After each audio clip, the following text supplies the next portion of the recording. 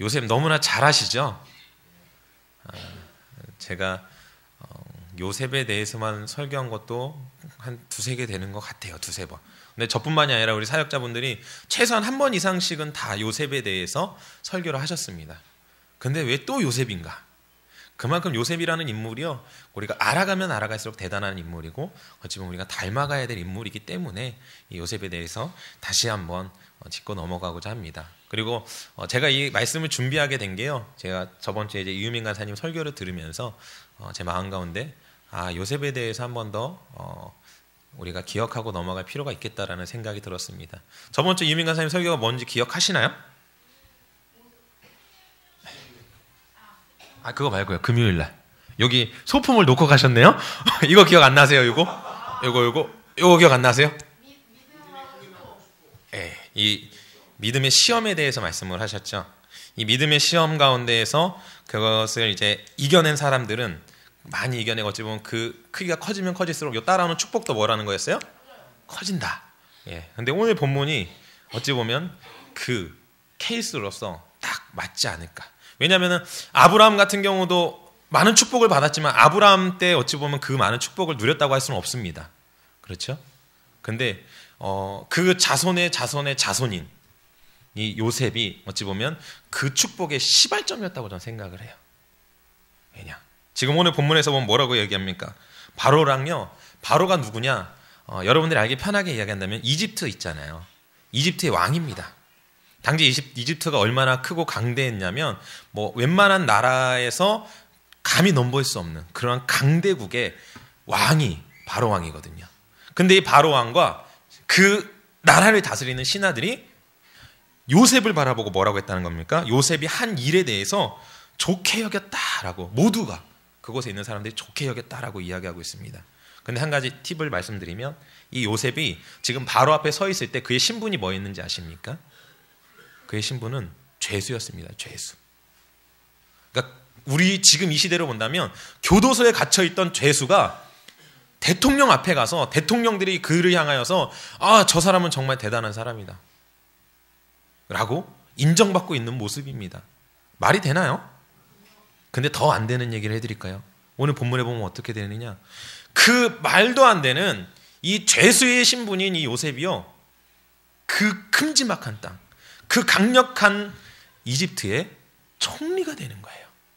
근데 이 총리가 뭐예요? 라고 물어보실 수 있습니다. 그냥 간단하게 말하면요, 왕은 바로 왕입니다. 그죠? 하지만 그 외에 이 바로 왕의 그 모든 그 직책과 동일한, 어찌 보면 바로 왕과 똑같은 권력을 가진 실질적인 왕. 그러니까 바로 왕은 자기가 태어날 때부터 어찌 보면은 선택되어진 그 왕으로서 살아가는 사람이지만 그 밑에 있는 모든 그 나라의 업무와 모든 것들을 다 책임지는 그 일이 이 총무가 하는 일이거든요. 근데 이 사람이 지금 신분이 뭐라고요? 죄수. 죄수가요, 한 방에 인생 역전. 바로 왕과 거의 동일한 위치 선상에 있는 겁니다. 바로가 얘기해요. 내가 너랑 다른 건 없다. 하나도 없다. 오직 자리 하나밖에 없다. 내가 너보다 높은 자리에 앉아있을 뿐이지 내가 하는 모든 걸 네가 하게 될 것이고 내가 가지고 있는 모든 것들을 네가 다 누리게 될 것이다 라고 이야기합니다. 여러분, 이 시대에 이런 일이 과연 일어날 수 있을까요? 불가능하죠? 여러분 생각엔 가능합니다. 왜 가능할까요? 다들 못 믿는 눈이에요. 가능합니다. 그 어떻게 가능한지 제가 말씀을 드릴게요. 근데 이 일이 과연 쉽게 될 수 있을까요? 그냥 가만히 있으면은 그냥 알아서 하나님께서 나를 이끄셔가지고 나를 대한민국의 대통령 만들어주시고 막 이렇게 해주실까요?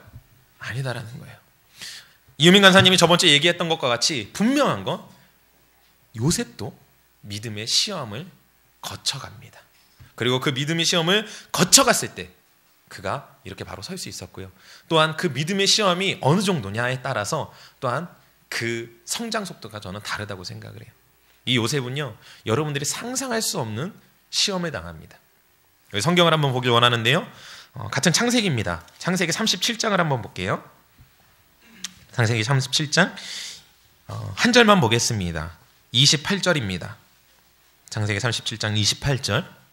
요셉이 태어나서 이제 꿈을 꿉니다. 어떤 꿈을 꾸느냐? 모든 자신의 형제들이 자신을 향하여 절하는 꿈, 하늘의 별과 그런 것들이 자신을 향하여 절하는 꿈, 그런 꿈을 꿔요.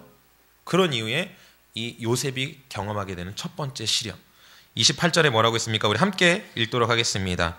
그때에 미디안 사람 상인들이 지나가고 있는지라 형들이 요셉을 구덩이에서 끌어올리고 은 20의 그를 이스마엘 사람들에게 팔매 그 상인이 요셉을 데리고 애굽으로 갔더라. 어떤 상황입니까? 네. 누구한테 팔려갑니까? 누가 팔았습니까? 요셉의 형들이요. 요셉을 갖다 파는 거예요. 뭐 때문에요? 꿈꾼 것 때문에. 꿈꾼 것 때문에 기분 나쁘다고, 화가 난다고 팔아버린 겁니다. 여러분의 형제들 있잖아요. 여기 외동딸이나 뭐 외동아들 계신가요?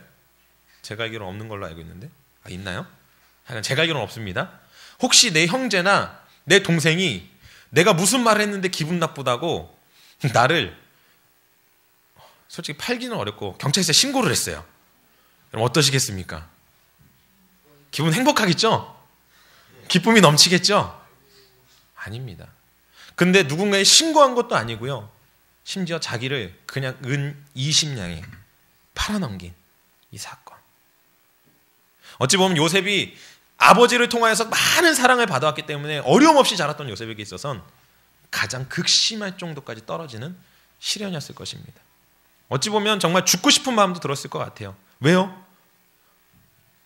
요셉이 이전에 이제 요셉에 대해서 이야기가 나오는데요. 요셉은요, 아버지의 사랑을 극진히 받았습니다. 너무나 많은 사랑을 받았어요. 그러니까 형들은 가서 막 양치고 막 그러고 있는데 요셉은 아버지는 같이 있잖아요. 안 가요. 그러니까 얼핏 보면 제가 봤을 때 자세히는 안 나왔지만 일도 안 하고 뭐 집안일은 당연히 안 하고 그냥 아버지 품 안에서 아빠가 이뻐해 주니까 그러고 살았던 것 같아요. 그랬던 요셉이 종으로 팔려가고 있습니다. 여러분, 그의 마음이 어땠겠습니까? 포기하고 싶죠. 죽고 싶죠. 근데 참 놀라운 건요, 이 요셉이요, 하나님이 쓰실 만한 사람이었던 것 같아요.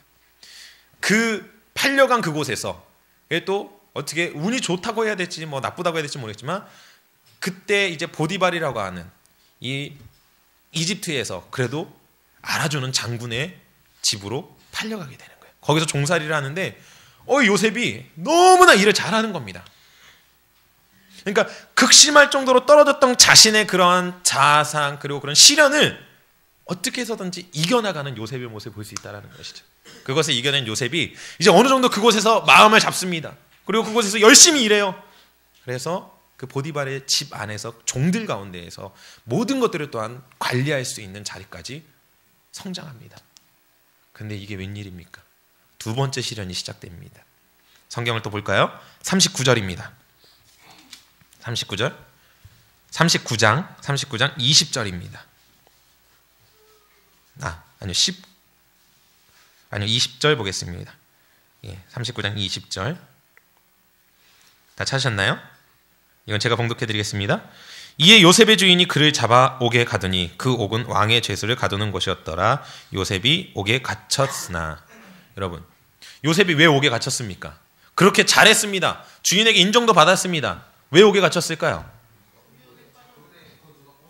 예, 누가 꼬셨어요. 맞아요. 이 보디발의 아내, 누군지는 모르겠지만 보디발의 아내가 요셉이 너무 잘생긴 거예요. 일도 잘하죠. 우리 재혁이처럼 잘생긴 거예요. 응? 재혁이처럼 일도 잘하는 거예요. 너무 마음에 드는 거야.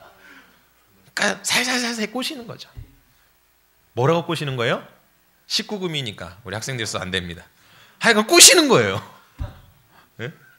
병준이 왜 이렇게 좋아하세요? 예. 꼬시는 거예요, 막.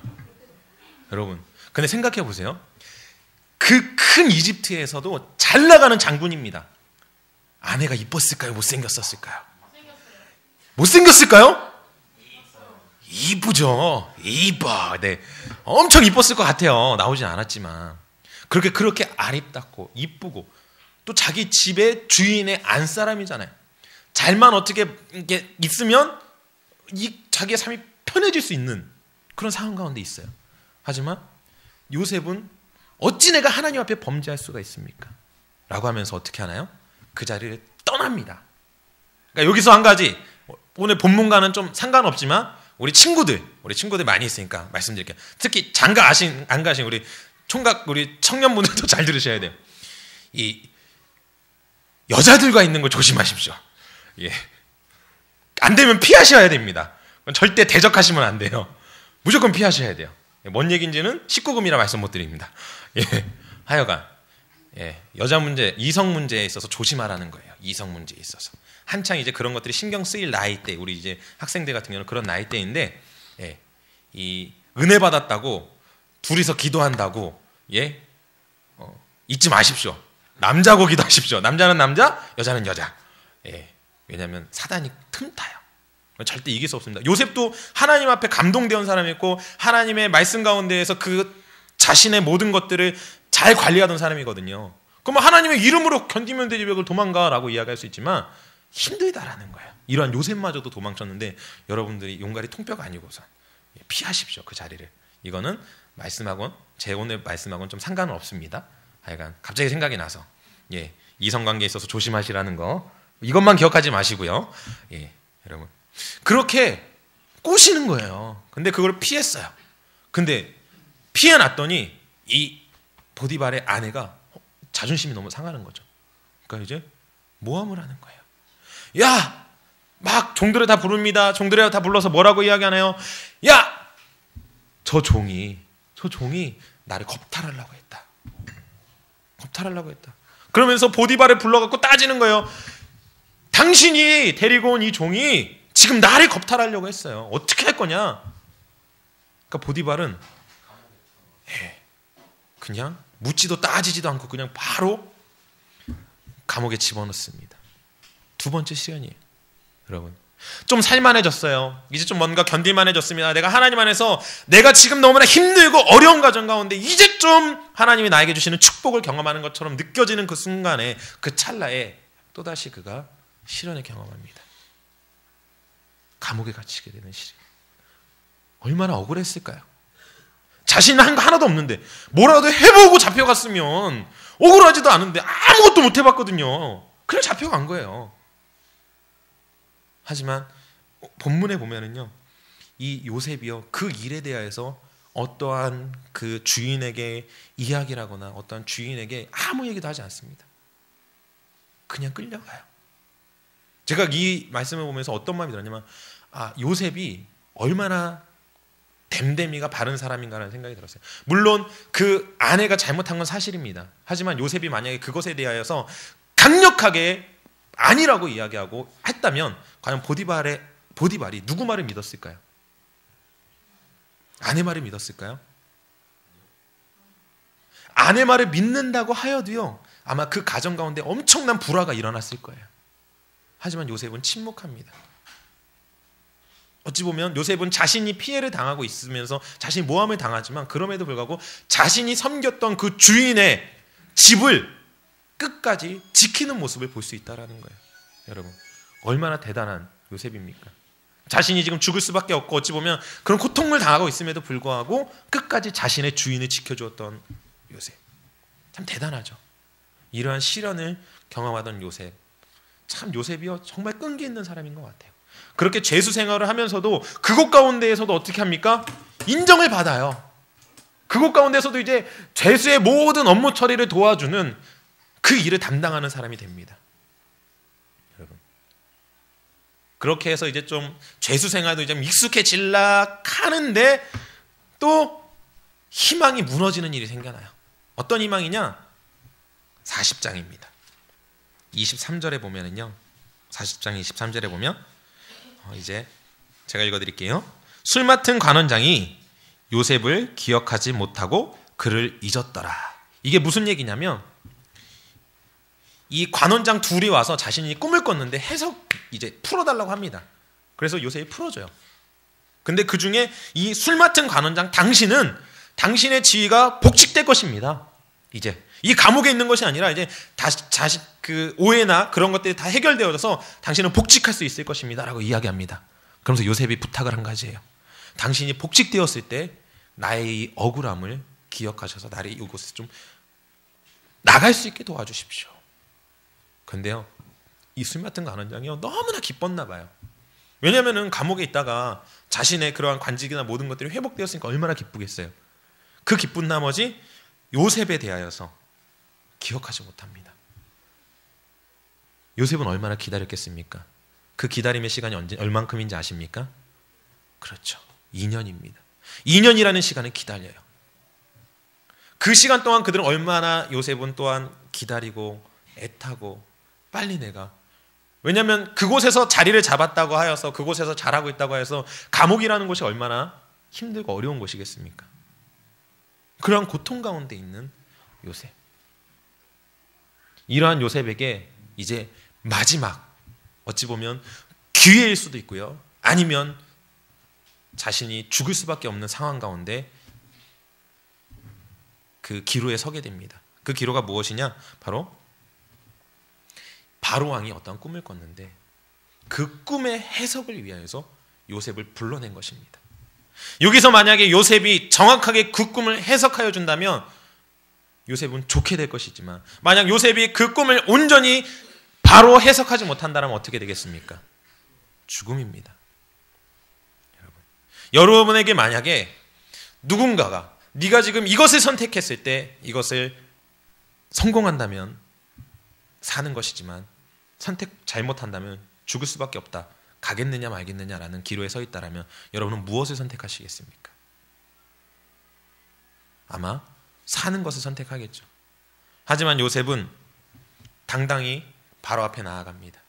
그리고 바로의 꿈을 다 들은 이후에 그가 그 꿈에 대해서 해석을 하기 시작합니다. 그것이 41장 25절입니다.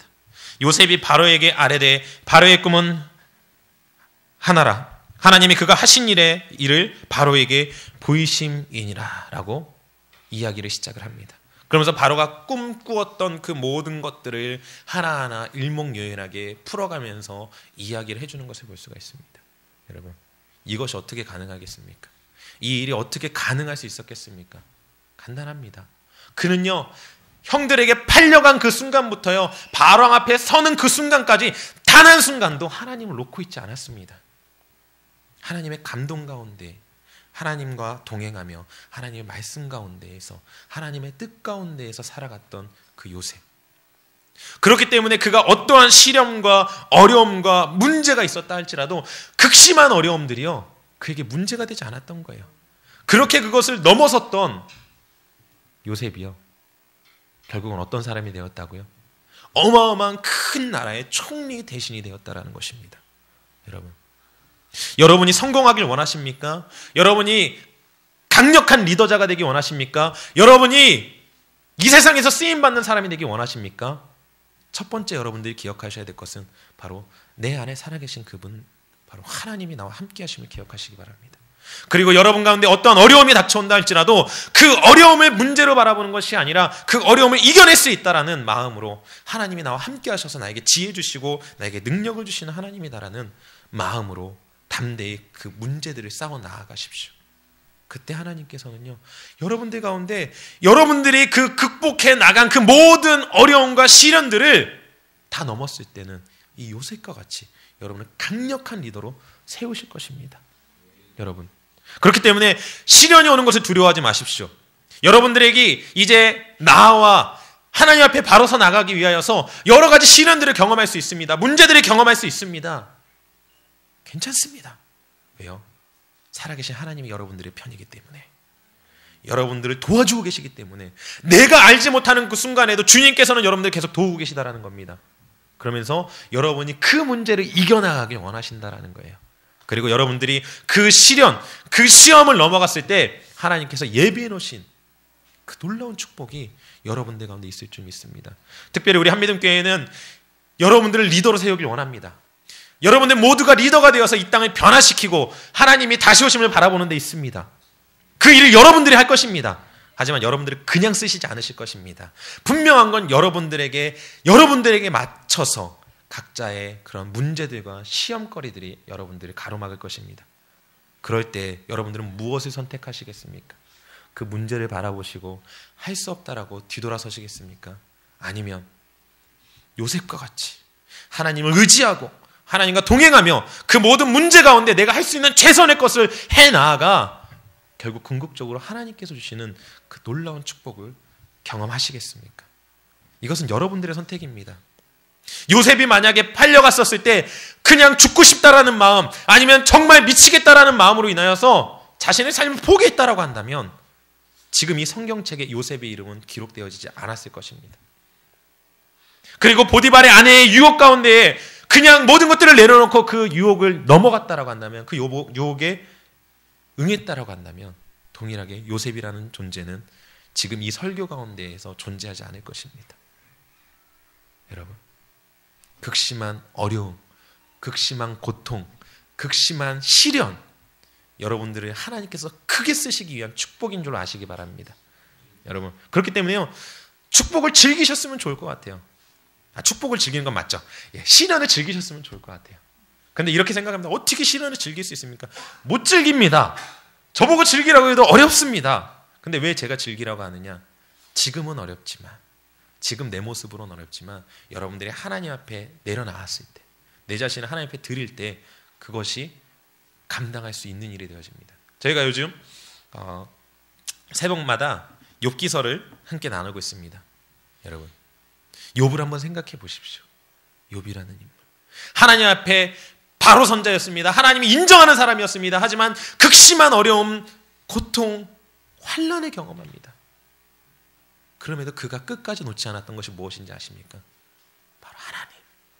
여러분들이 어떠한 시험과 어려움이 있다 할지라도 하나님을 놓지 마십시오.